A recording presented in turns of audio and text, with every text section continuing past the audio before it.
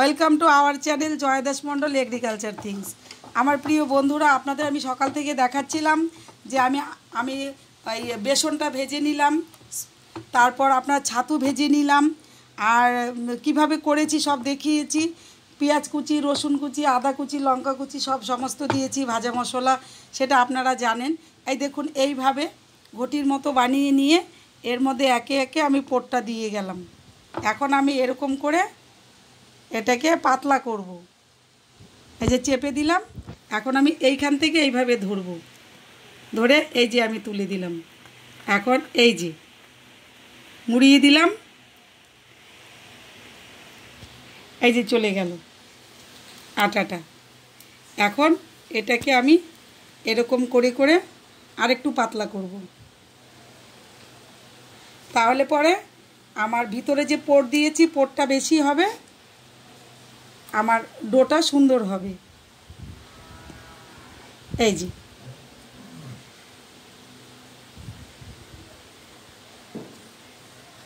কড়াইতে আমার তেল হয়ে গেছে।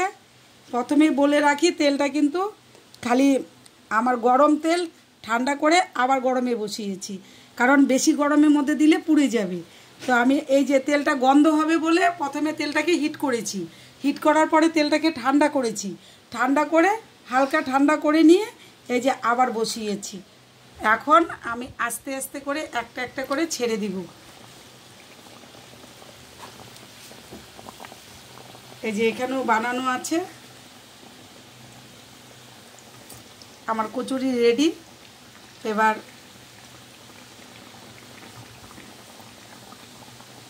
অনেক বড় বড় বানিয়েছি, চারটার বেশি হবে না, চারটাই দিব।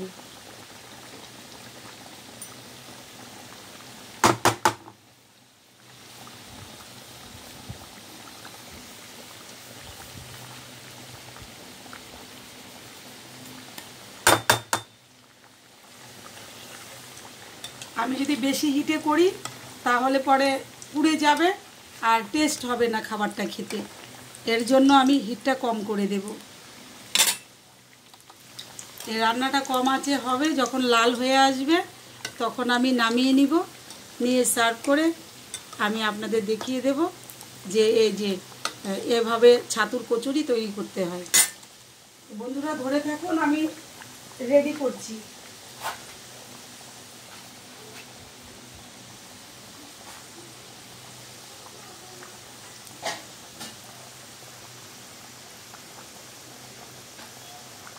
এবার বন্ধুরা আপনারা দেখতে থাকুন, আমার চ্যানেলে চোখ রাখুন। আমি সার্ভ যখন করব, আমি প্লেট রেডি করেছি।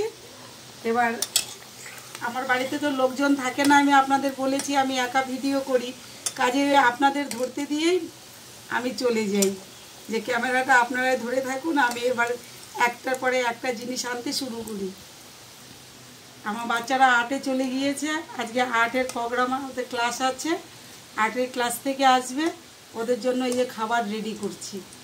তারপরে এর সঙ্গে আর কি করব সেটাও আমি আপনাদের দেখাবো, খুব চটজলদি হয়ে যাবে, আমি সেটাও রেডি করতে শুরু করি।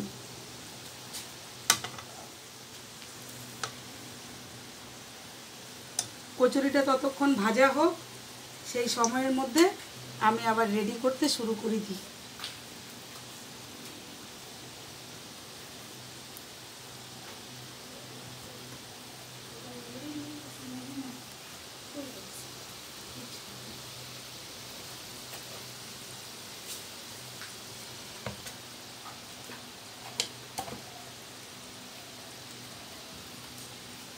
এই যে এরকম করে নিয়ে মাখিয়ে নিতে হয়।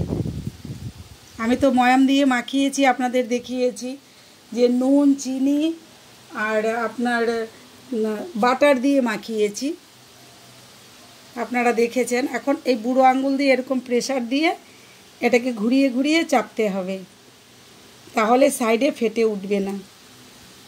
এই যে এরকম করে চেপে চেপে এই যে করলাম, এখন আমি এরকম করে নেব।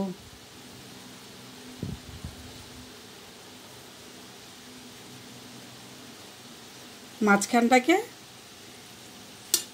একটা হোলের মতো তৈরি করতে হবে। যখন দেখবো এই পাশটা পাতলা হয়ে আসছে তখন আমার মিডিলটা চাপতে হবে। নিচের দিকটা পাতলা হয়ে গেছে, এবার আমি মিডিলটা চাপবো। আর যদি এরকমভাবে না করেন, একটু ভারী রেখেই করতে হবে, না হলে কিন্তু যখন আপনি এই পোরটা দেবেন তখন পোর পিছন দিক থেকে ফেটে বেরিয়ে যাবে। এই যে আমি দিয়ে দিয়েছি। আর আমি তো জলে ভিজিয়ে পোর দিই না।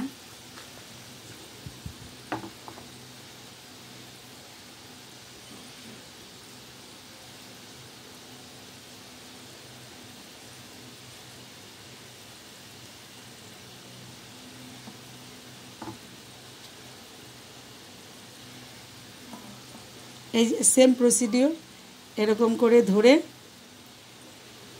তুলে নিতে হবে। আর তাকিয়ে দেখতে হবে এদিকে যেন ফেটে না যায়। এবার আমি কি করব, এই যে 1 2 and 3, এই যে কেটে গেল। এবার যদি পাতলা না মনে হয় তাহলে আপনি আরেকটু তুলে নিতে পারেন। আর আমার যেরকম পাতলা হয়ে গেছে আমি চেপে দিয়েছি, না হলে কিন্তু তেলে দিলে ফেটে যাবে। এই রেডি হয়ে গেছে। এবার এটা আমি পরে করব। এবার আমি আপনাদেরকে দেখিয়ে দিতে চাচ্ছি, কারণ এখন একটু গ্যাসটা আঁচে দেব। কারণ হচ্ছে যদি হালকা গ্যাসে না দেওয়া যায় কখনো খাস্তা হয় না, তাই আগে হালকায় দিয়ে রেখেছিলাম, এখন গ্যাসটাকে বাড়িয়ে দিলাম। এবার খাস্তার থেকে এখন একটু কালার আসবে, একটু ব্রাউন ব্রাউন কালার হবে, তখন আমি তুলে নেব।